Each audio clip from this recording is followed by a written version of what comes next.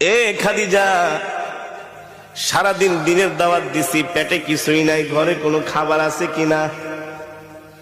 আম্মাজান খাদিজা বলে, ওগো প্রিয় স্বামী, আমাদের ওই যে ছোট একটা বকরি আছে, শুধু ওই বকরি থেকে সন্ধ্যাবেলা এক পেয়ালা দুধ দহন করে আপনার জন্য রেখেছি।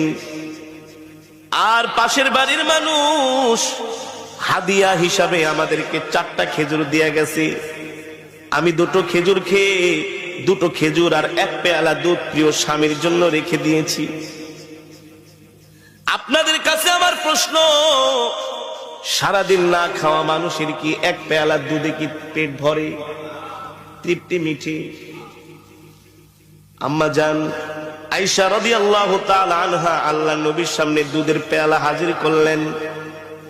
নবীজি অর্ধেক টুকুন দুধ খেয়ে অর্ধেক টুকুন দুধ আম্মাজানকে দিয়ে দিলেন।